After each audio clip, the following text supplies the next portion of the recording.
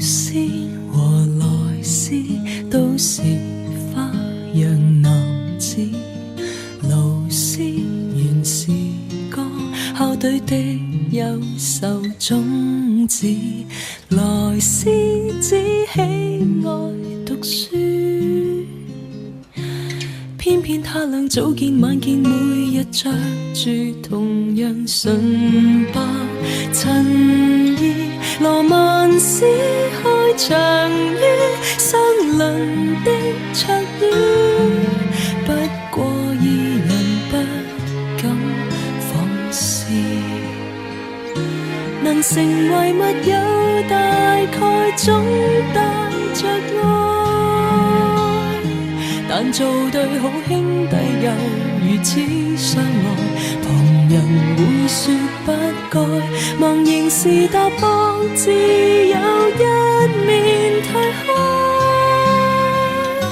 暗裏很享受，卻怕講出來，兩眼即使移開轉開，心裏面也知這是愛。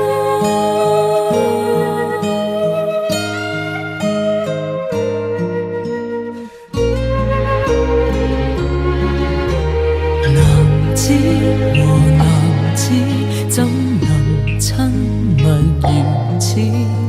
老師難面對，卻跟他勾過手指，來絲偏偏那樣痴。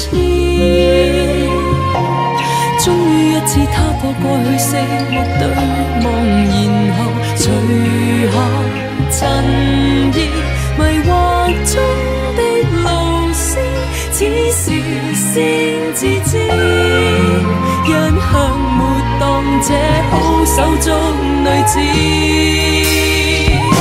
能成為密友大概總帶着愛，但做對好兄弟又如此相愛，旁人會說不該，純情何時會讓這悲劇揭開？他真的很意外，想起相識以來，一起溫書逛街聽歌看海。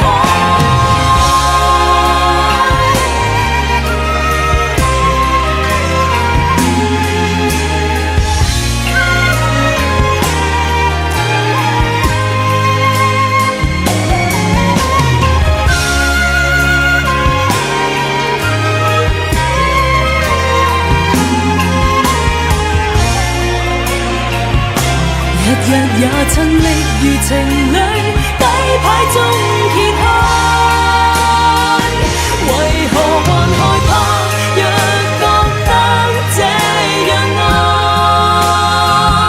尚在計算他又是誰可否愛？旁人哪個接受這種愛？明明絕配犯眾憎便放開，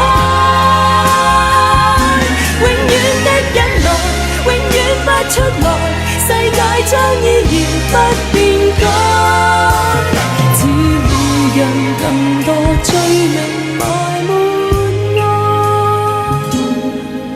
可要像亮燭那樣愛。